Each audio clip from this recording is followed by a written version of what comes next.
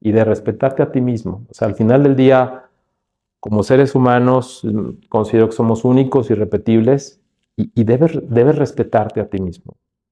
Cada uno de nosotros buscamos una verdad, tenemos un proyecto y a veces lo hipotecamos en el camino por otras situaciones. Creo que el mantener esa guía te va a abrir camino siempre. Sobre todo que estés conforme con quién eres. Y si aquí me permites expresarlo, hay veces que algunas personas se confunden en que creen que son lo que hacen. Y no, lo que hacemos lo podemos hacer de lunes a viernes o de lunes a sábado aquí o en cualquier otro lado. Y lo que somos es todos los días para siempre. Este episodio es presentado por Oris. Sabes que soy un gran fanático de la relojería suiza y Oris es una de las marcas más emblemáticas, que está cumpliendo 120 años. Además, es la primera marca suiza independiente en ser climáticamente neutral, como parte de su misión Change for the Better. Este episodio es presentado por M14 for Education, la plataforma de consultoría en sistemas comerciales y competitividad para negocios que comercializan productos o servicios de alto valor, de la cual soy orgullosamente socio. Si estás buscando incrementar la competitividad de tu empresa y mejorar tus resultados comerciales, visita m14.com. Con letras sería mcatorce.com, m14.com, y solicita una auditoría totalmente gratis mencionando a Progresivo Podcast. Hoy tenemos como invitado a Daniel González, director de Bayern México, la empresa líder en soluciones de suministro industrial, con presencia en Canadá, Estados Unidos, México, Europa y Singapur, y con relevancia en sectores como automotriz, aeroespacial o manufactura, siendo Bayern y Daniel socios estratégicos para sus clientes. Daniel obtuvo la certificación en marketing por la Universidad Autónoma de Barcelona, un diploma en negocios y comunicación por la Universidad de Oxford, así como un diploma por la alta gerencia en la Escuela Bancaria Comercial, un MBA por el IPADE en Ciudad de México y un diploma en Harvard Business School en su programa de liderazgo. Hoy hablaremos de cómo construir tu identidad y la transformación de una empresa familiar a una institucional. Daniel, bienvenido a Progresivo Podcast. Muchas gracias, Alberto, por considerarme, por invitarme a tu podcast. Es realmente ejemplar y pues también yo he estado escuchando muchos de tus episodios. Oye, pues tenemos un par de amigos en común, que lo vamos viendo. Gracias por abrirnos las puertas de tus oficinas. Bienvenidos a Vale. Y desde que había visto el perfil dije, oye, esto está interesante. Cuando empezamos a hacer las entrevistas con familiares, amigos, cercanos a ti, dije, esto se va a poner todavía más interesante. Entonces, qué bueno que estamos por acá. Y quisiera empezar la charla preguntándote qué significó para ti el viaje que realizaste a Europa con tu papá. Bueno, mi mamá falleció en el 2007, perdóname, en el 2008, y ella tenía pues la intención de ir a París y no pudimos concretar ese viaje. Y por el otro lado, pues mi papá tenía también ese plan de viajar, de ir, de explorar, de conocer. Y pues fue muy simbólico, porque además también mi papá había salido pues, de un episodio importante. Entonces, independientemente del viaje y la convivencia, es el poder materializar que a través del esfuerzo, que a través del trabajo, pues puedes tú regresar algo a tu familia, ¿no? Al final del día yo he recibido mucho de él y ahora pues tuve la oportunidad de hacer algo. Oye, pero no fue un viaje normal, fueron a visitar estadios y a ver Así es. partidos. Sí, sí, por supuesto. Estuvimos en estadios, equipos relevantes de Europa. Él me ha generado esta afición al Barcelona y pues fue parte de la ruta y pues él me preguntaba, me decía, oye, no, nunca me imaginé estar aquí. Dije, mira papá, mientras yo pueda, imagínate lo que tú quieras, imagínate. Entonces, pues sí, sí fue muy relevante el poder hacer este viaje, convivir, es un tema que tenemos en común. Desde muy niño, pues él me ha inculcado el tema del fútbol y pues, sí, sí tiene ese componente. ¿Y qué partido vieron del Barcelona? Barcelona contra, bueno, vimos dos, uno de la Champions League contra el Rangers, me parece, y ganó. Y lo hicimos así porque el primer partido que iba contra, no recuerdo exactamente si era el Murcia. Yo asumía que iba a ser un partido ganador con muchos goles y perdieron. Y pues fue una decepción, asumiendo pues, que era ese momento. Entonces busqué boletos para poder ir a uno y pues había fecha de la Champions el miércoles y fuimos a ver contra me parece que el Rangers de Escocia y ganaron. Ahí sí, por goleada, entonces estuvo fantástico. Ahí ya fue la experiencia completa. Ahí fue ya la experiencia completa de pues, vivir el estadio, todo lo que normalmente pues, se veía por televisión, pues tenerlo ahí a la mano. Y es increíble, porque realmente es como un intercambio de roles donde pues, yo hacía la función de papá, ¿no? Llevando a mi hijo con el balón y a tener esa experiencia. Se compró la playera con el número de atrás 10, ¿no? Y pues poniéndole el nombre. Entonces, sí, es muy gratificante el poder tener la oportunidad de en vida poder dar esos regalos. Y ahora que hablas de la selección del equipo para tener la experiencia completa, yo cuando fui con mi esposa se nos ocurrió uno de Champions, Ajá. igual, pero contra el Inter, Ok, el 3-3, que los dejó eliminados de la Champions. Entonces, partidazo y una serie de... sí, partidazo, pero eliminados. Totalmente. Después del partido, pues digo, tuvimos la experiencia completa también, pero con eliminación. Con eliminación. Que te digo algo, ese día salimos del estadio cuando perdió y caminamos hasta el hotel. O sea, el estadio no está cerca, digamos, de la zona del Paseo de Gracia, ¿no? De toda esta zona más céntrica. Caminamos hasta allá. Casi estábamos muy cerca de la glorieta de Cataluña, bueno, de la Plaza de Cataluña. Hasta allá caminamos. Era tal nuestra decepción que íbamos comentando y nos fuimos caminando. Bueno, es que luego la gente sale y los trenes están a reventar, También, no te puedes también. subir y dices, bueno, caminamos. Caminamos. No, Pero pues, sí era un poco esa frustración y yo venía en mente, tengo que buscar cómo, porque ya venimos, hay que aprovechar. Oye, y al final de cuentas, la cultura que se vive ahí del fútbol que ves en el estadio, pero ves también fuera del estadio y el nivel de seguridad y demás, Claro. pues dices, oye, diferente a la Liga MX. Totalmente, ¿no? De entrada, pues no hay venta de alcohol en los estadios, me parece prudente, aunque la mayoría de la gente pues se va a los bares de alrededor antes de entrar al estadio. Pero toda esa cultura, vivirlo, estar ahí, los cánticos, el poder apreciar pues, todos estos elementos alrededor del estadio es increíble. Igual hicimos la visita del museo, donde puedes bajar cerca de la cancha, entonces... Pero sobre todo eso, cuando vas, pues en este caso con mi papá, que ha hecho tanto por mí durante pues, toda mi vida y lo sigue haciendo, poder regresar un poco es gratificante. Y una vez que finalice este viaje, ¿cambió la relación, mejoró? ¿Qué tanto evolucionó la relación con tu papá? Mucho, porque permitió pues, episodios de comunicación mucho más cercanos, tocar algunos temas,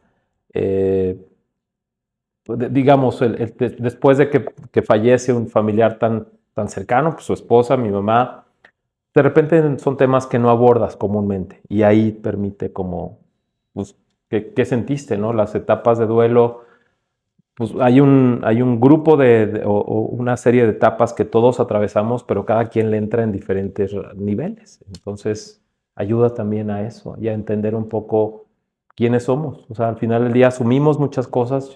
Yo tuve la oportunidad de hacer algunas preguntas que no hacía, ¿no? De la relación de mis padres y eso fue bastante bueno. Y él también al mismo tiempo entender, pues, los temas que yo enfrento, que yo vivo, tanto en mi mundo personal como en mi mundo laboral. Entonces fue muy constructivo. O sea, que dirías que es como de las experiencias que más te han marcado en tu vida. Sí, es una de las que más me ha marcado. Tú antes de que pasara pues, esto con tu mamá, ¿tú en algún momento habías visualizado el hacer este viaje con tu papá? No tan claro, es decir, está ahí como en el bucket list de es algo que alguna vez voy a hacer, pero no tienes definido una fecha, no tienes definido una temporalidad, simplemente hay una intención, pero no lo tienes tan claro. Desafortunadamente hay eventos que potencian otras cosas, ¿no? O sea, que hay momentos, y yo lo estaba platicando en episodios anteriores, pues tú armas tu lista, que yo le digo la lista de antes de morirte, ¿no? Esa. Y tienes tantas cosas, pero luego la cuestión que después yo hago también entre amigos, oye, pues tienes esto en la lista, ¿por qué no lo estás haciendo ya? O sea, porque tienes que esperar que pase algún suceso para tomar acción, si se supone que estás viviendo para esa lista. Sí, la realidad es que Y sobre todo la gente que estamos como en el ámbito empresarial, pues todos los proyectos tienen una fecha y tienen un timeline. Y digo, ¿por qué en estas cosas no nos ponemos una fecha y un timeline, sino los dejamos abiertos? Y creo que justamente me hace reflexionar en esa parte de, ¿por qué no ponerles una fecha? Decir, oye, esto tengo que hacerlo en tal tiempo, en tal tiempo. Últimamente yo he estado procurando hacer eso en conjunto con mi familia, con mis hijos, con mi esposa, decir, pues cada año vamos a estar explorando o conociendo otros lugares. Digo, y se supone que lo que está en esa lista es lo que más valoras y lo que más te importa en el Sí, mundo, sí, pero es lo que dejamos al es final. lo que dejamos al final. Sí, es curioso. Es un buen punto de reflexión. No, yo platicaba que a veces lo que está en esa lista no tomamos acciones ni partidos, o sea, digamos, en la parte empresarial. ¿Qué de lo que estoy haciendo en el día a día, en mi trabajo, en mi casa, me está acercando, me está alejando lo que tengo en esa lista? Claro. Entonces dices, oye, si esto me está alejando de la lista de cosas que tengo antes de morir, que es lo más importante, entonces no lo debería de estar haciendo. Yo creo que sí. Y al final del día yo veo que son como tres grandes círculos: el personal, el familiar y el laboral, o el de la empresa, el del trabajo. Pues tratas de que los diferentes círculos o globos o esferas tengan el mismo tamaño. Es complicado. Y establecer las prioridades creo que es un tema que tenemos, creo yo, por claridad definido, pero a veces en la acción nos perdemos un poco. Oye, y en esto que te inculcó tu papá del amor a los deportes, no solo al fútbol, pero en esto específicamente al fútbol, ¿él también era fan de las Chivas? Sí, sí, es curioso porque pues mi papá nació en Michoacán, entonces el equipo pues podría ser el Morelia, al cual pues también fui a ver muchas veces y tuve una relación cercana incluso con el club, pero pues por herencia desde mi abuelo pues ha sido las Chivas. ¿Y qué piensas en este contraste? Porque como mencionas, una cosa es verlo en televisión y otra cosa es estar ahí en múltiples partidos. No sé si hasta les tocó ir a Wembley, por ejemplo, en el viaje. Pues te das cuenta que es otro tipo de fútbol. ¿Qué opinas y cuál fue tu perspectiva de lo que hacen hoy las Chivas o el fútbol mexicano en general versus lo que está pasando en el fútbol en Europa? Vaya, son contrastes que creo que inherentemente tendríamos que entender las bases culturales, ¿no? Hay todo un tema o un legado de cómo fue evolucionando esta parte en Europa, de cómo ha sido inherente y cómo en México en algunos casos ha tomado pues desviaciones, ¿no? Es decir, el fanatismo llevado a un extremo donde hay eventos en los estadios. No quiere decir que en Europa no sucedan, pero observo que hay una cultura de respeto más arraigada que la que desafortunadamente pudiéramos o no tener en México. Por el otro lado, también veo que en México todavía estamos yendo las familias a los estadios, procuramos, digamos, que haya mucho más pues, entendimiento de lo que hay alrededor del contexto del fútbol, pero sí hay un contraste puntual que tiene una base cultural. Sí, que eso termina impactando a lo deportivo y Absolutamente. a lo comercial. Sí, Y también juegas fútbol o jugaste fútbol. sí, jugué fútbol, me gusta ya, tiene rato que no, es decir, pues por mis actividades profesionales, pues no tengo tiempo y a veces pues echas alguna cascarita, digamos, pero ya no estás en un equipo formal o haciendo alguna actividad. Entonces, pero sí juego fútbol, me gusta, es algo que disfruto ver, que disfruto ir al estadio, disfruto escucharlo en el radio cuando pues no hay oportunidad de estarlo viendo, y jugarlo también me encanta. Oye, no sé si llegaste a ver, y si no te lo recomiendo, la serie de Wrexham No de lo he Ryan visto. Reynolds. Uno de los capítulos menciona qué es el deporte y qué es, en el caso específico, el fútbol, uniendo las relaciones de padres e hijos. Mira, Y que regularmente los hombres pues tenemos una barrera de comunicación diferente que el que tienen las mujeres para poder hacer las preguntas que a veces no podemos o no queremos hacer, pero entonces utilizamos el fútbol como este puente de comunicación. Entonces en el capítulo analizan como todo ese caso de estudio entre el vínculo de padre e hijo con el fútbol, y fue literalmente lo que fuiste a hacer. sí hay una.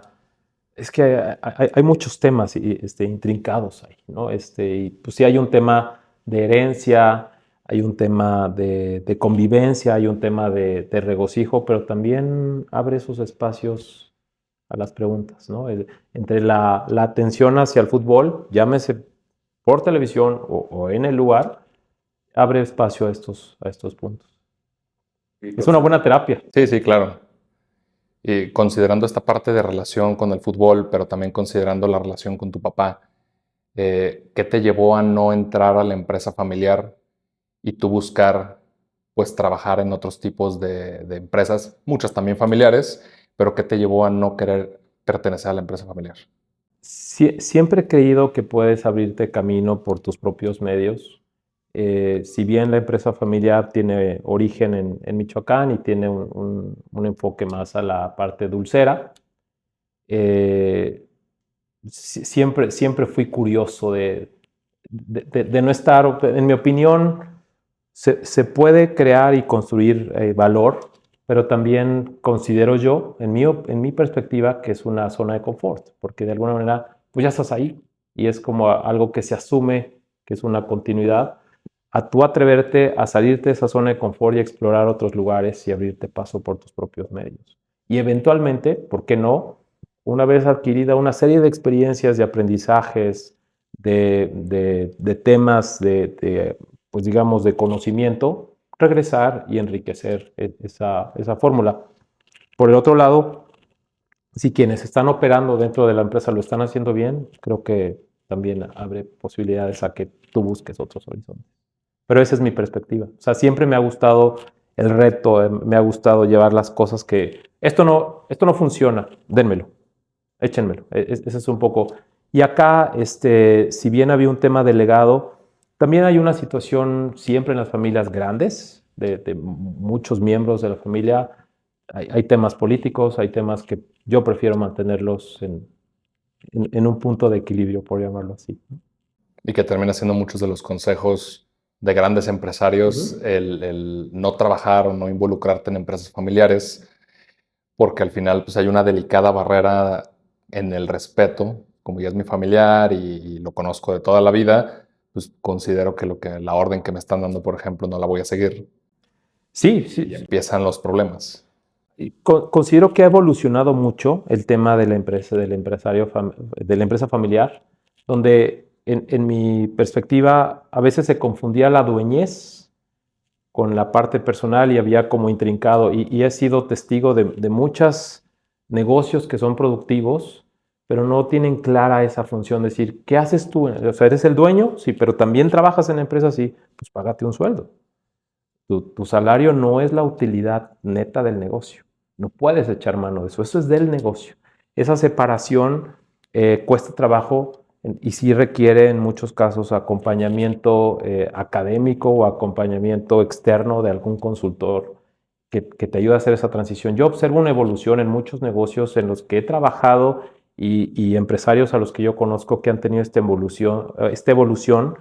Y también el que no necesariamente el primogénito es el que va a dirigir empresas, sino el más capacitado, y para ello pues, requiere una serie de consenso y de comunicación interna. Pero al final el entramado o el drama familiar está implícito siempre, siempre, siempre, siempre. Somos humanos y hay un componente pasional, no racional, que está involucrado. Entonces hay que aprender a manejar esos temas.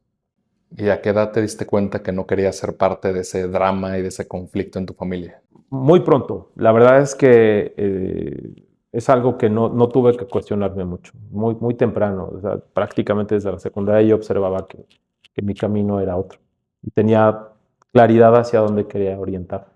¿Qué claridad tenías en ese entonces? Pues siempre me ha gustado como los entornos donde puedes impactar a la comunidad, donde puedes impactar a las personas como seres humanos, como individuos, donde puedes dejar algo. No quiere decir que en la empresa familiar no lo puedas hacer, pero acá pues demanda también el construir un surco, el abrirte camino, el generar paso, y a mí ese tipo de retos me gustan.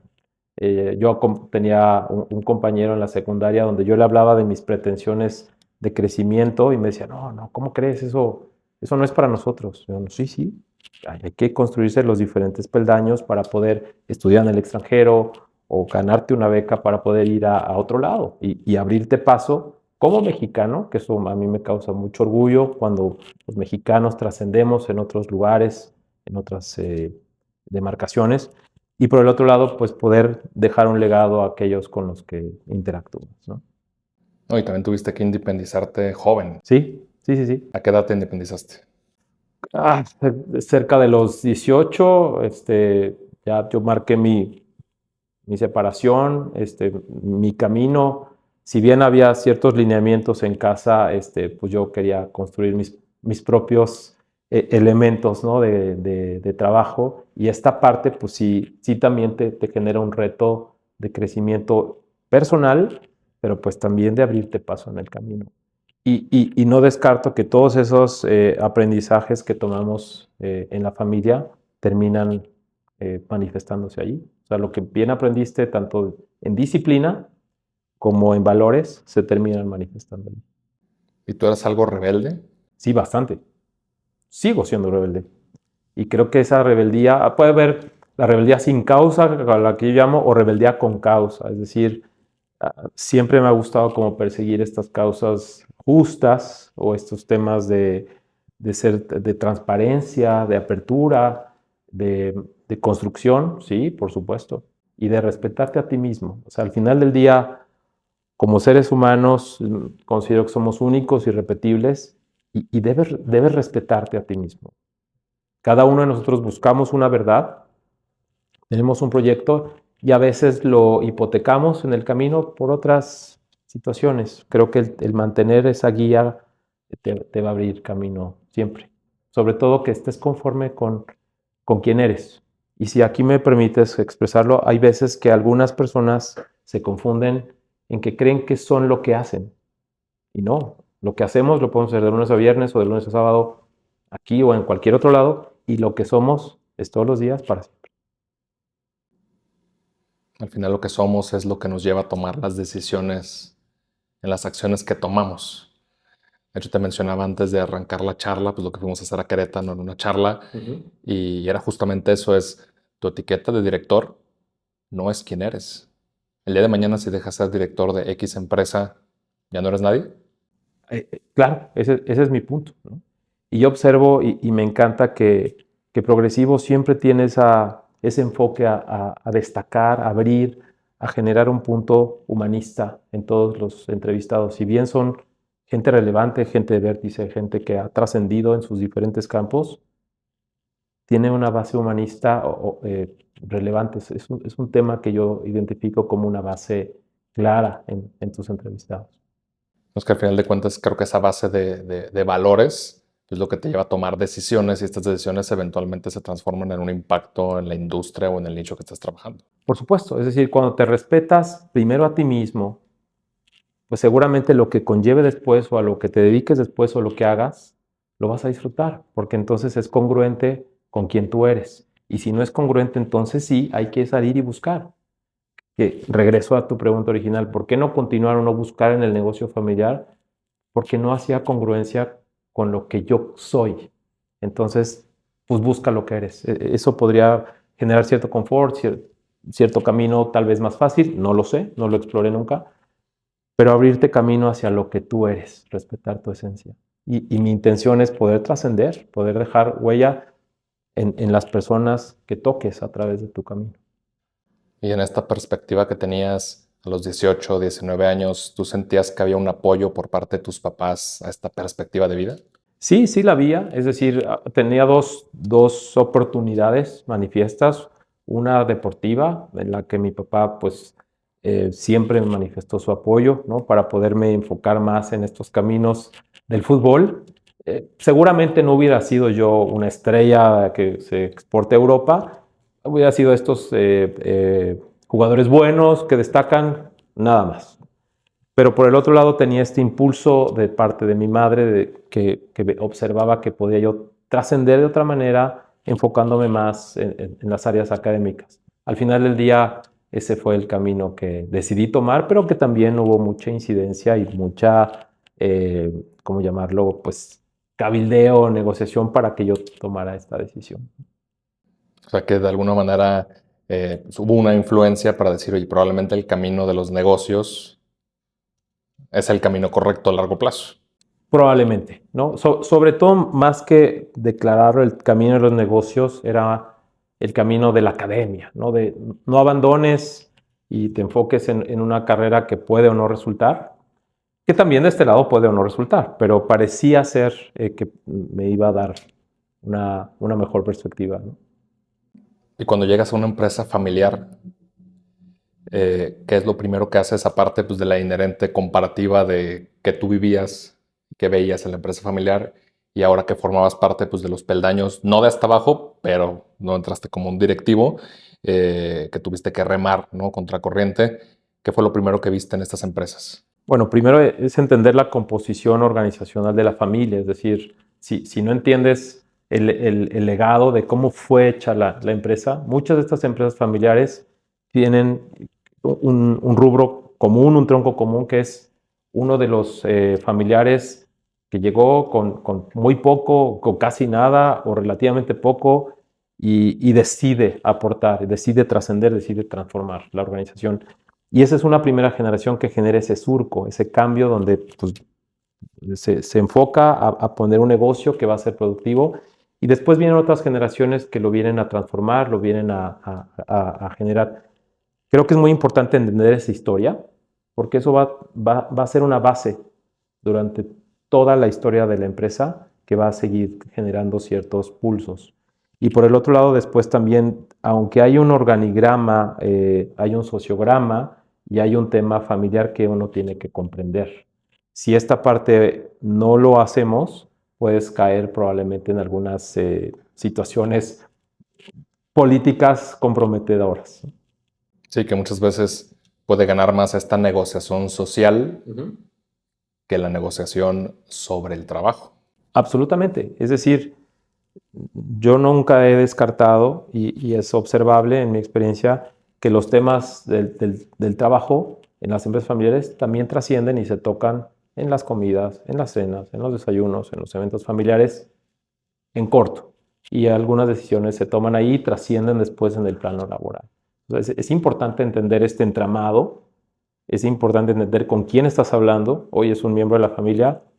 Probablemente la decisión correcta de negocios tiene un tema, pero esto crea una habilidad interpersonal adicional donde necesitas hacer mucho más cabildeos, necesitas trabajar mucho la negociación, la gestión justamente de este entramado en la familia, porque lo que pudiera ser evidente en un tema de decisión de negocios, en el entramado familiar puede conllevar otras perspectivas. Y es importante entenderlo y sobre todo establecer los tiempos de armonía que requieres para poder crear estos entramados.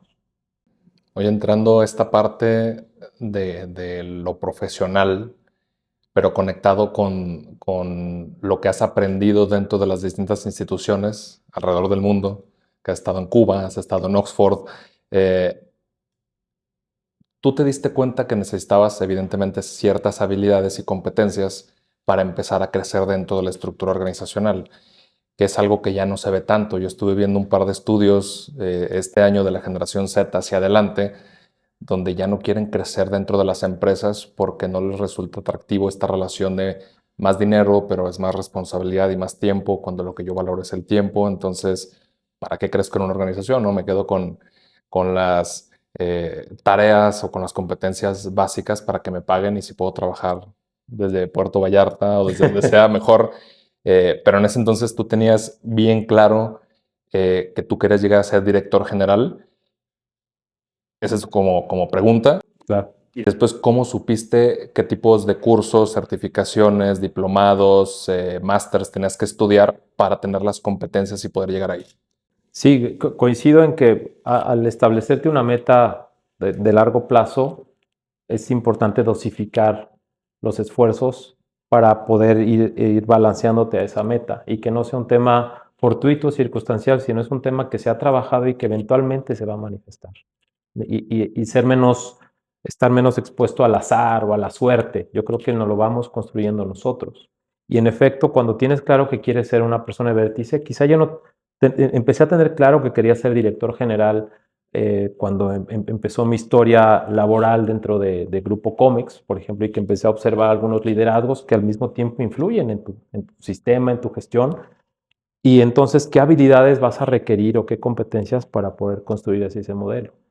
Y creo que sobre todo digamos, la honestidad con uno mismo es crítica, es decir, hablo o no hablo inglés, tengo o no habilidades de comunicación, tengo o no habilidades de planeación, y entonces establecer el camino hacia allá para poder justamente colaborar y ir construyendo esas habilidades. Si yo tuviera que destacar una habilidad clara es la comunicación, porque regresando a estos temas que hablábamos del entramado en las empresas familiares, en efecto, hay que hacerse acompañar de resultados, pero es evidente que vas a tener que tener una especie de lobbying o de cabildeo consistente y constante dentro de la organización, porque es una empresa familiar y está vivo ese entramado.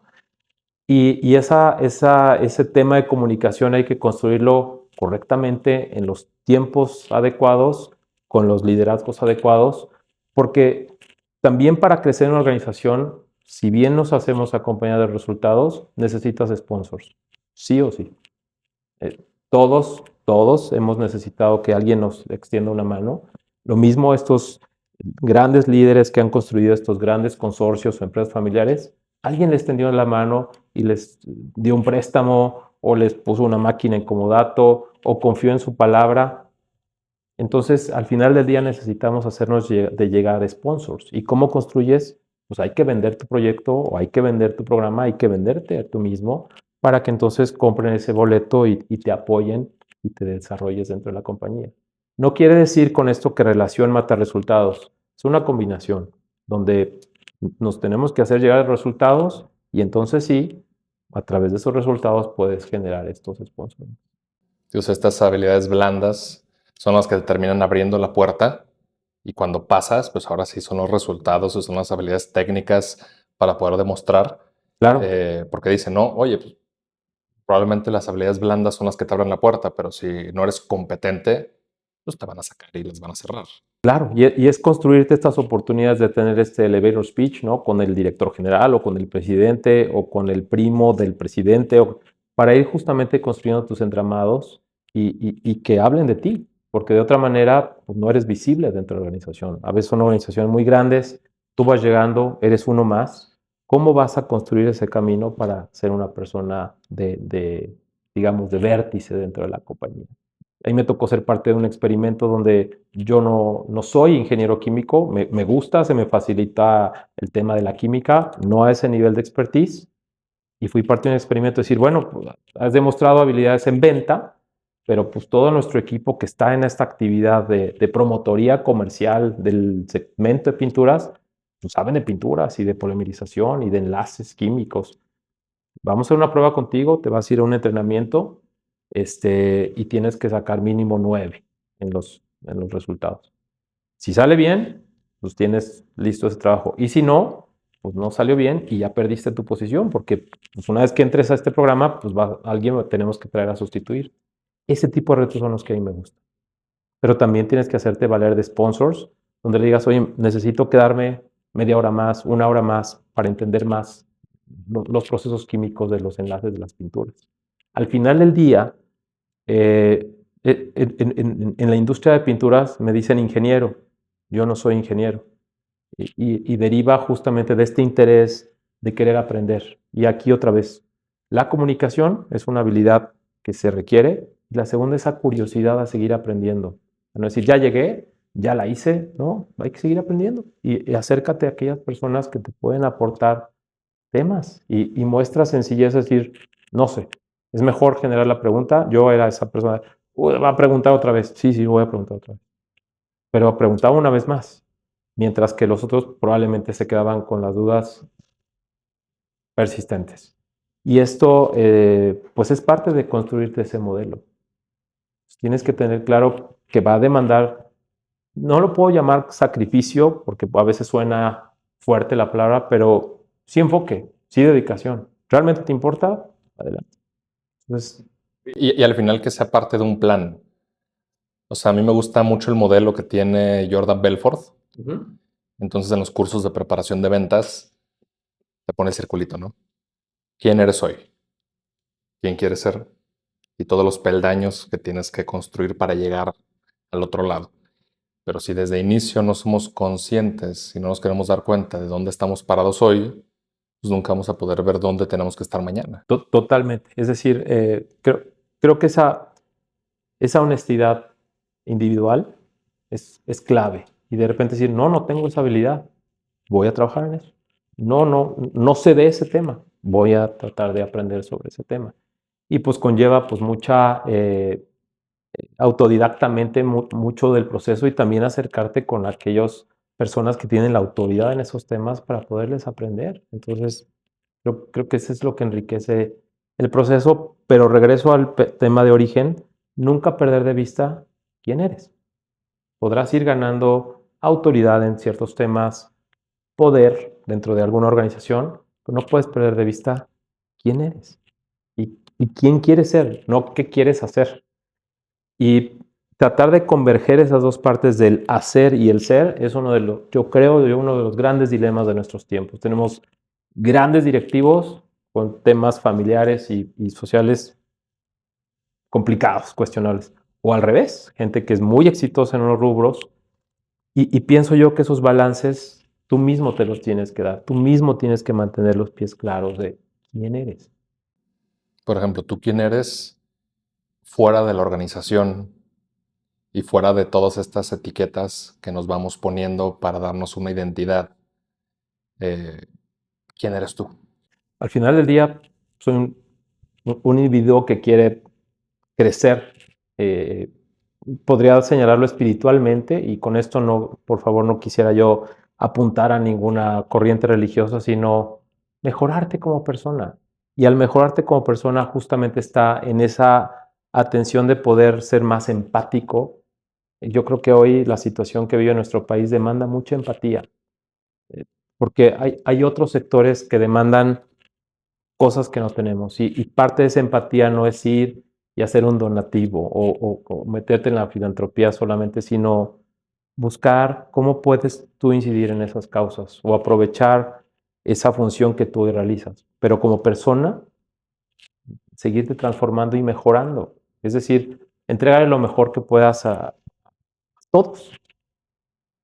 Y esta es una situación que es un tema de desarrollo, es seguir aprendiendo. A mí me gusta leer mucho, de muchos temas, pero sobre todo estos temas que van orientados a la mejora o a estos libros como de autoayuda, me gustan, porque justamente tocas esa parte sensible, esa parte individual. Para mí es el punto de origen y es hacia donde yo apunto. Es decir, si hoy lo que hago tiene que traicionar mis valores, no puedo hacer eso, lo que conlleve. Y conectándolo esto con la parte educativa y de formación, que evidentemente hablamos de necesitas ciertas habilidades blandas para poder abrirte la puerta, pero después tienes que demostrar resultados. Sí, sí. ¿Qué significaba para ti en su momento poder estudiar en Harvard? ¿Y qué sacrificios tuviste que hacer para poder llegar ahí? Bueno, de entrada, cuando uno lo plantea, pues parece irrealizable, ¿no? Y necesita uno establecer las rutas correctas para llegar a esos puntos. Y uno de ellos es, pues necesito hacerme valer en el rubro académico, pues de un buen promedio, de buenos resultados en otros entornos. Hablemos del MBA, hablemos de otras actividades para poderte soportar hacia la búsqueda pues, de una beca o de un programa. Y llámese Harvard o como se llame, que pues, suena rimbombante, es lo que haces con el programa. Al final del día, ellos tienen una evaluación donde tocan la parte de la integridad. Y hacen la evaluación y dicen, oye, no, algo no funcionó, tenemos que volverla a hacer. Todos caen en algún momento. No quiere decir que yo sea la excepción de todo el mundo, pero cuando tienes claro quién eres, pues es difícil que traiciones esa parte. Pero regreso nuevamente, construyendo la ruta crítica es ir agregando valor, es decir, antes de llegar ahí, ¿qué necesito? Pues también construirte un tema sólido en otros entornos, por ejemplo, una maestría en alta dirección o en negocios, te va a ayudar a entender esas bases y a generar mayores resultados, hablar la jerga que se habla en el entorno de negocios, que de origen yo no la tenía de formación. Es entender que primero hay que hacer eso y entonces puedes apuntar hacia ir a un programa de perfeccionamiento, hacia un programa que te dé más habilidades de liderazgo, que justamente en este perfil o en esta pirámide de liderazgo, pues el nivel 1 es el que te confiere el título que tienes dentro de una empresa, que tú hablabas de eso. Y sin ese título, ¿quién eres? Pues los líderes se caracterizan por incidir, por influir, influenciar, transformar a un grupo, a una comunidad, a un entorno, a un estado, a un país o al mundo.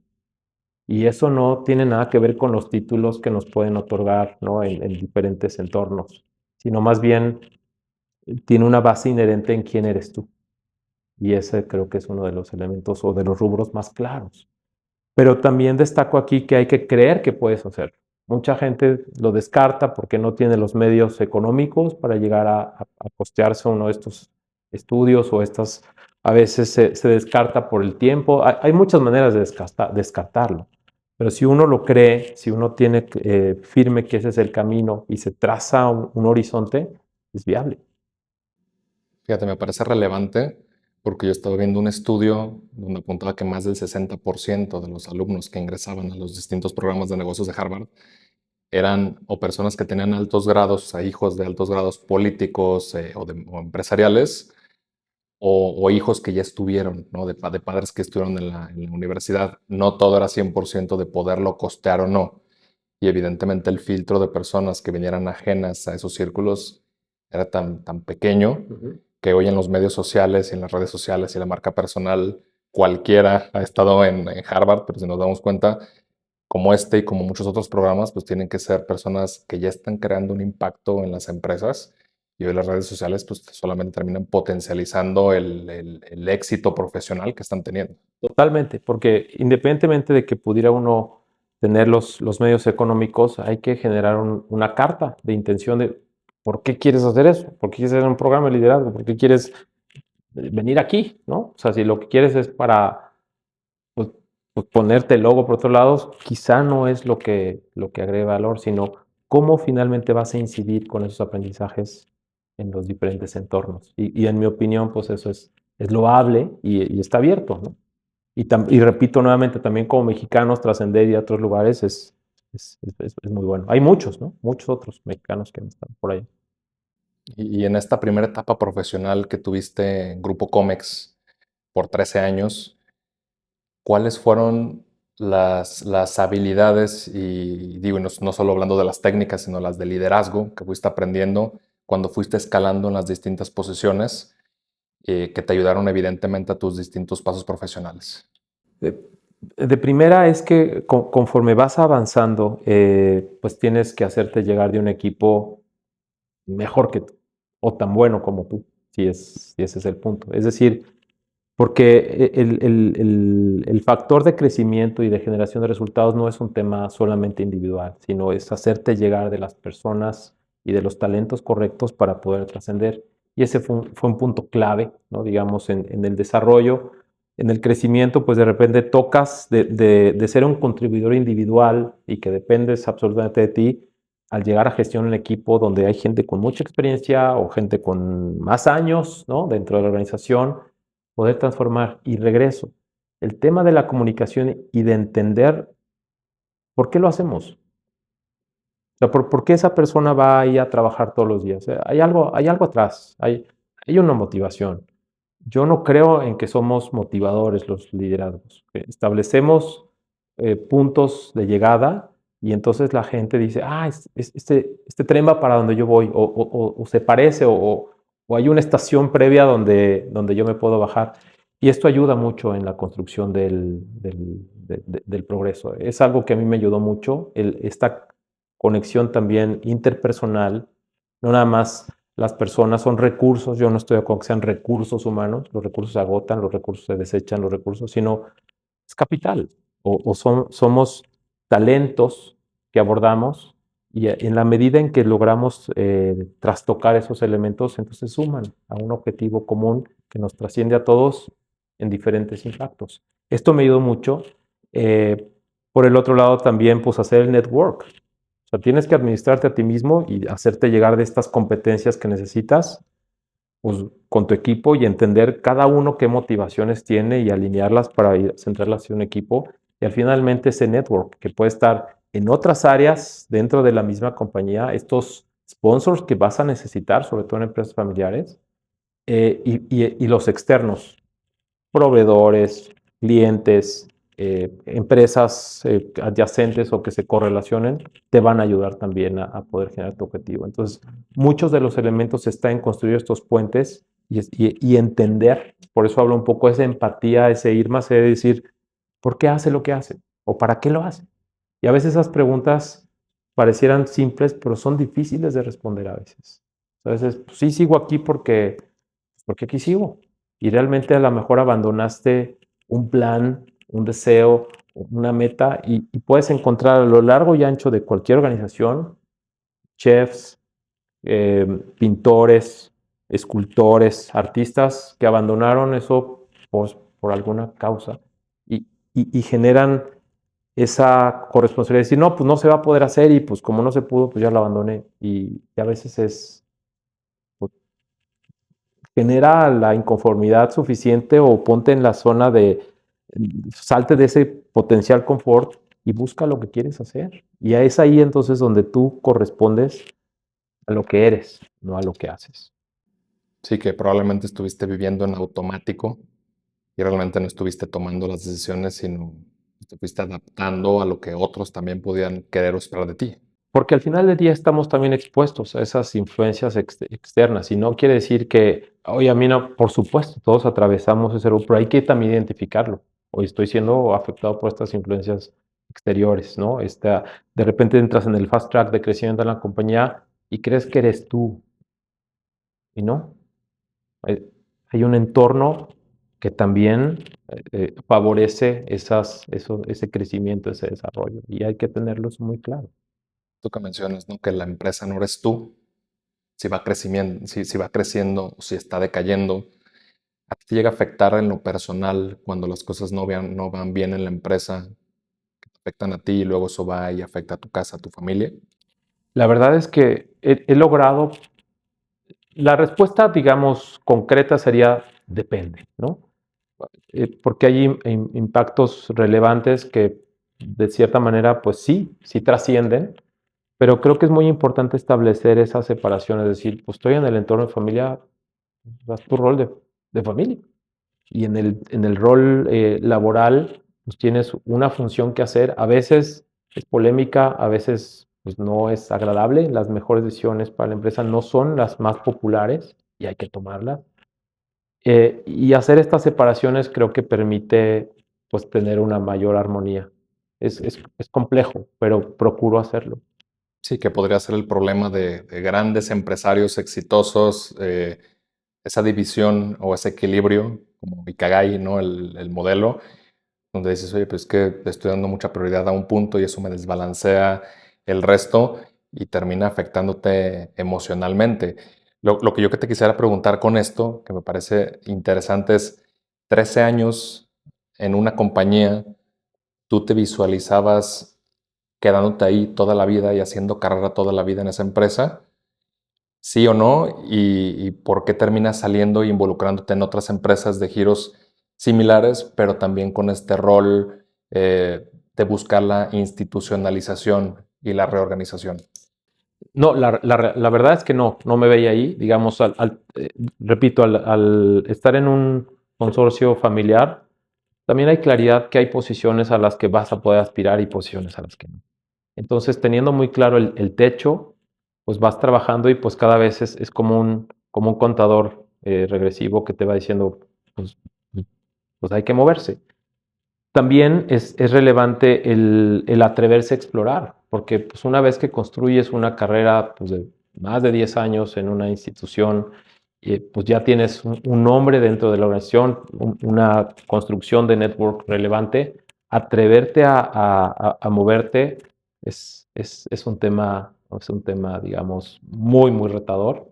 Y yo lo tenía claro desde el principio, que iba a llegar un punto en el que si quería seguir creciendo, si quería seguirme desarrollar, probablemente no era. Y a veces pues generas también ciertos apegos, vas construyendo tus zonas de confort y romperlas es un tema. Hay un tema también. Y cuando cambias de empresa, llegas a otra empresa familiar y llegas pues, obviamente a romper y a ser el primer ejecutivo dentro de la empresa que no es familiar. Y llegas también a un tema de institucionalización. ¿Qué retos te encontraste ahí? Y para mí lo más destacado de esa participación sería tú cómo afrontas en el día a día pues esta batalla donde pues, todos son familiares en el consejo menos tú. Mira, previamente decirte que cuando hablábamos primero de cómo te impacta lo de trabajo, ¿no? Considero que cuando estás en el entorno familiar, cuando trabajas en una empresa familiar y tú eres familiar, te va a impactar. O sea, ese tema del trabajo va a transminar de una manera más rápida hacia tu entorno familiar. Cuando no, cuando eres empleado de una empresa, pero no tienes esta correlación, probablemente generar las separaciones pueda ser más sencillo.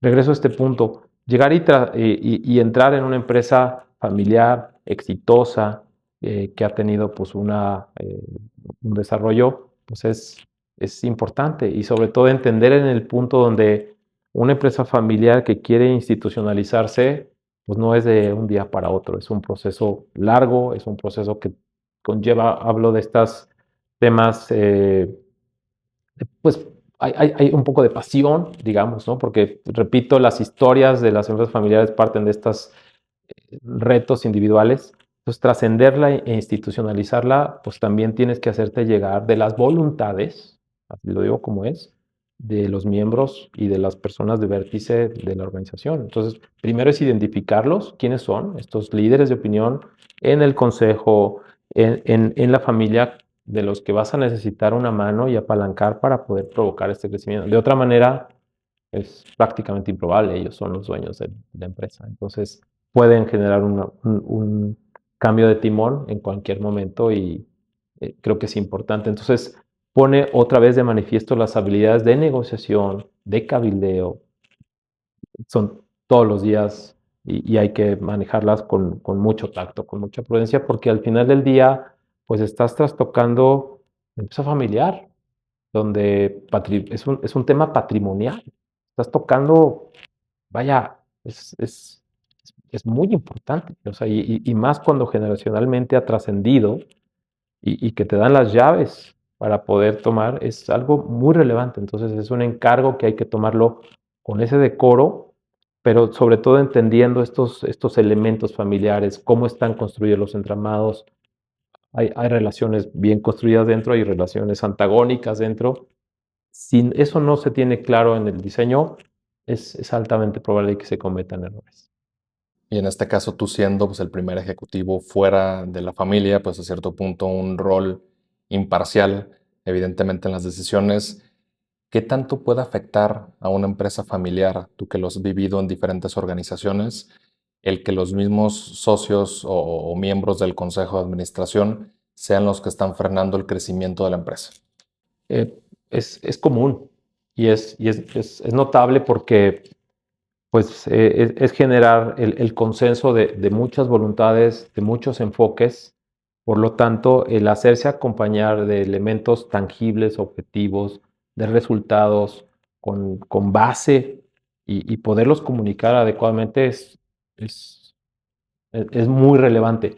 Pero sí es una realidad que paralelamente se necesita un acompañamiento externo que facilite como esa confusión. Sí, porque si no, eventualmente habrá un desgaste y eventualmente habrá una ruptura. Porque sobre todo creo que es entender los tiempos, o sea, no es el qué, sino es cuando uno tiene claro, vamos en esta dirección, pero llegar ahí me va a tomar todas estas conversaciones que llevan estos tiempos para poder generar estos impactos. O sea, probablemente en una empresa que ya está institucionalizada, tú dices, oye, pues queremos llegar aquí, el camino es este, nos tardamos 3 meses, ya está, todos vamos adelante, pero en una empresa familiar pueden ser 3 años. Pueden ser 3 años, sí, y gradualmente no puedes de tajo cortar.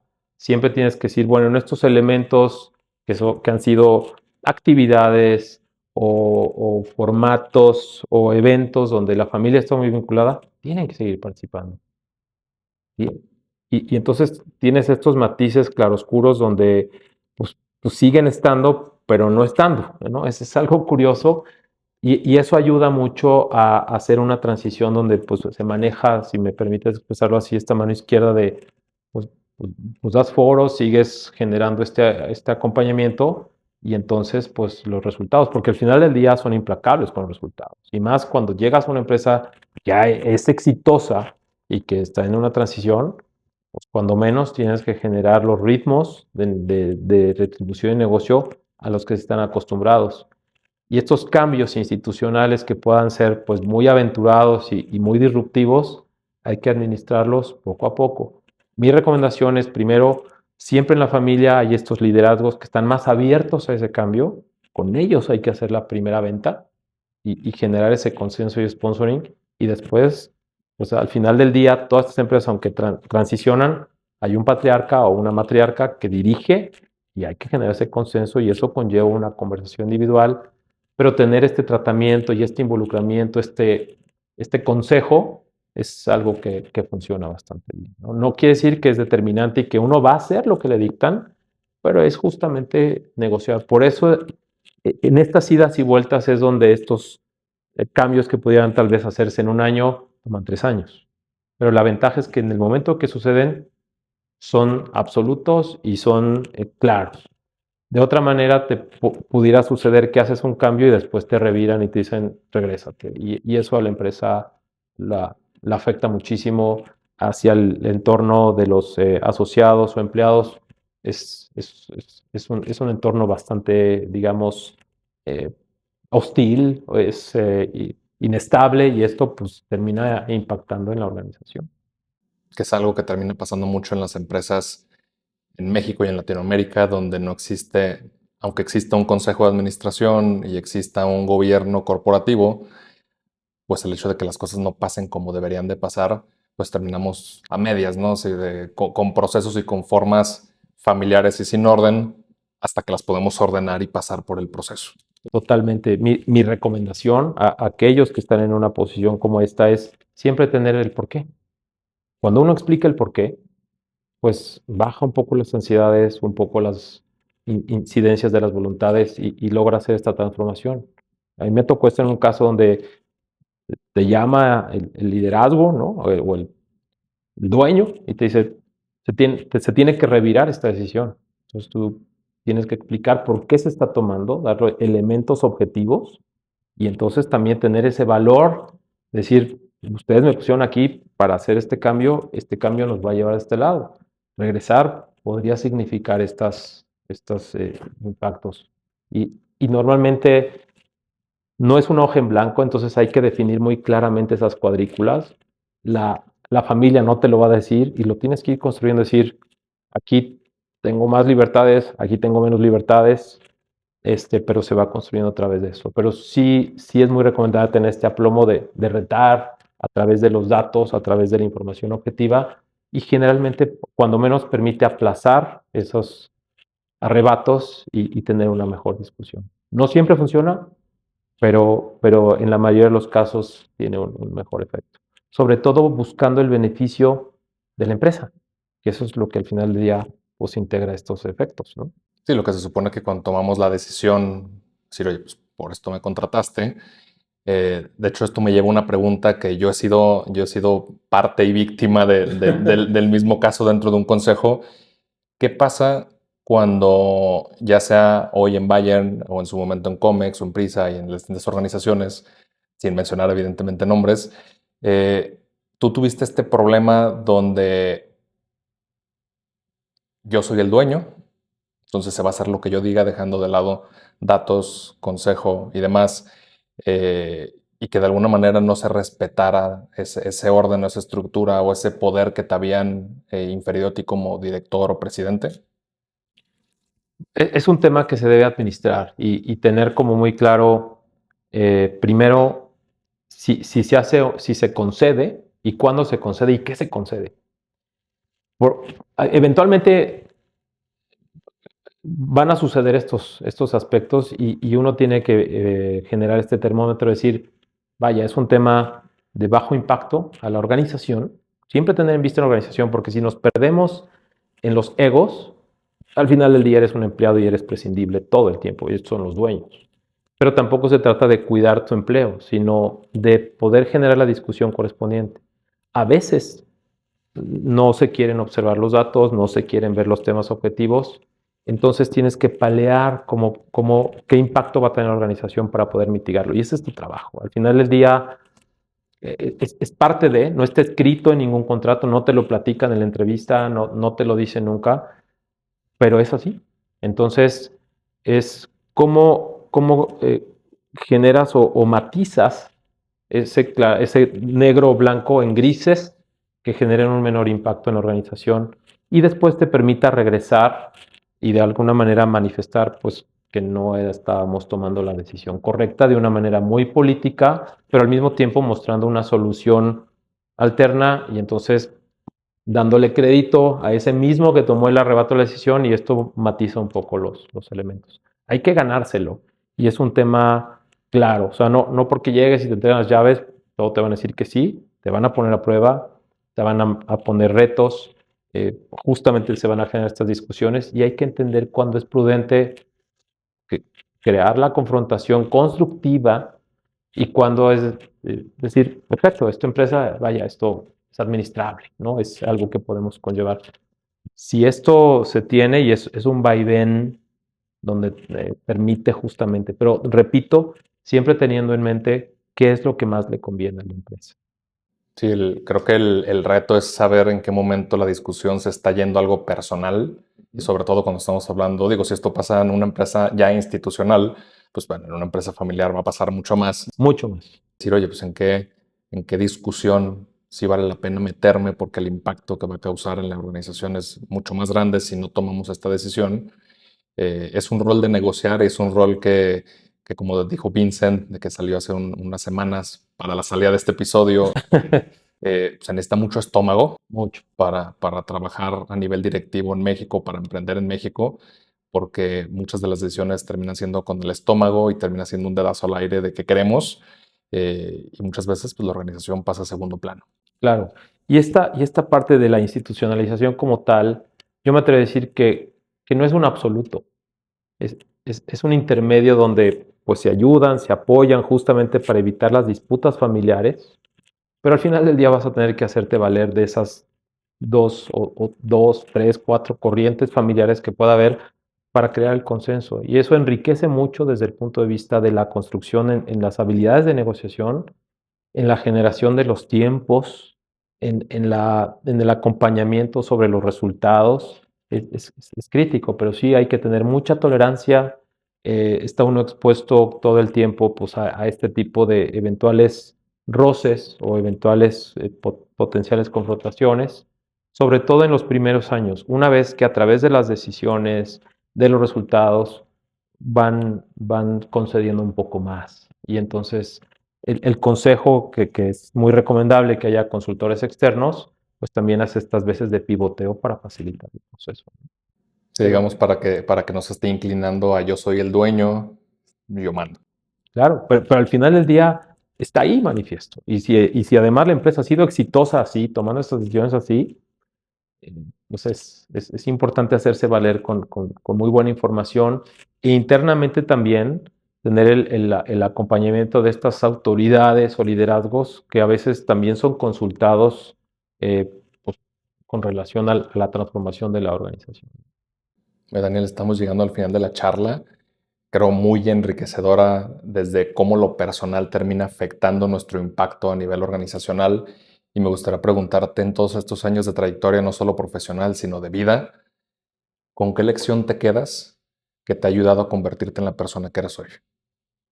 Pienso que cada en cuando hay que voltear a hablar con el niño que fuiste, con el adolescente que fuiste, para observar si esos trazos, esos matices que diseñabas en esos años universitarios o en la secundaria, en la primaria, están siendo seguidos, ¿no? Regresando un poco a quién eres, respetarte tú quién eres individualmente. A veces podrá ser polémico, a veces podrá gustar o no, pero mantenerte en ese centro. Y siempre mantener esa curiosidad a aprender. No estamos hechos, siempre podemos seguir aprendiendo. Mantener esa sencillez, es decir, no lo sabemos todo, necesito rodearme de consultores expertos en la materia. Creo que esa es una parte que funciona, ¿no? El enriquecimiento y sobre todo siempre el hacer estas separaciones. Si tu vida personal no es rica, ni tu vida familiar, probablemente vayas a empobrecer también otras esferas. Es tener muy claros estos valores, estos elementos que te empujan y mantenerlos ahí, estar enfocado ahí, para que eventualmente en la parte profesional puedas generar éxito, ¿no? Que es temporal. Yo creo que estos son temas que van y vienen, ¿no? Yo creo mucho en que los mayores aprendizajes vienen en vacas flacas. Y hay que saber, es donde la resiliencia, la determinación son valores clave. Que hoy los tenemos en Valen, por ejemplo, y ese es uno de los puntos clave que buscamos transmitir en las generaciones que vienen. Hay que preparar también las generaciones que vienen, no somos eternos. Fíjate, algo que me decía mi mamá cuando empecé a trabajar y a emprender, me decía, ¿hasta dónde estás dispuesto a llegar siendo un buen hombre? Entonces, o sea, siempre te invitándote a cuestionarte de qué tan orgulloso vas a estar, porque el título o el dinero o los viajes no te hacen quien eres. Y creo que al final buscamos estas grandes explicaciones de lo que es la vida o lo que es la felicidad o que vivimos en este camino, pero termina siendo tan simple como una satisfacción personal de que no fuiste inconsistente en quién eres para llegar ahí. Claro, eso es un ejercicio de ego. Es decir, si tienes claro quién eres, va a ser fácil que puedas tomar las decisiones que tengas que tomar.